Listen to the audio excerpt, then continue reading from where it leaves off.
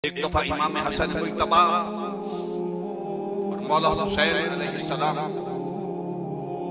हजरत अमीर मुआविया रज़ियल्लाहु ताला अन्हु के पास तशरीफ ले गए।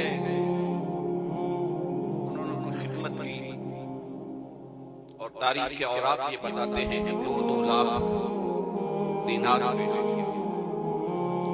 अब जैसे मैंने अर्ज किया कि बादशाहों का एक मिजाज होता है कि वो तो 2 टके के किसी को दे तो जतला देते। ये आटे के बोरियों पे आपने तस्वीरें नहीं देखी तो एक मिजाज होता है जब नजराना पेश किया तो फरमाया हसन ए हुसैन, मैंने तुम्हें देखो कितना नजराना दिया है और जितना तुम्हें नजराना पेश किया है इतना मैंने कभी किसी को नहीं दिया।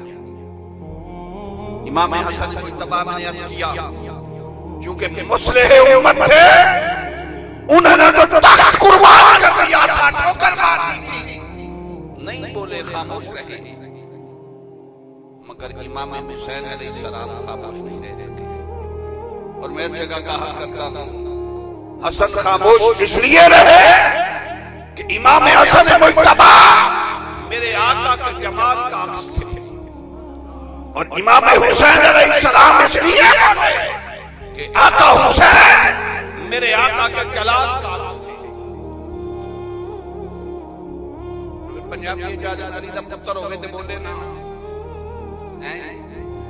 अली दा पुत्र होवे ते पेड़े बोले ना, तो वाले में समझ नहीं आई पंजाबी।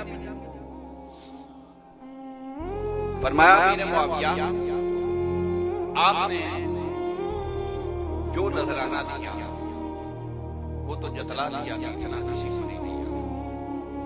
मगर एक मेरा सवाल है। कहने लगे बताइए। फरमाया अमीर मुआविया जरा बता, हमारे जैसा से पहले कभी कोई तेरे पास आया है? कोई नहीं सुनते हुए। फरमाया आपने नजराना तो आपको याद है, मगर बताइए ना कि हमारे जैसा भी कोई तेरे पास कभी आया है? हम तो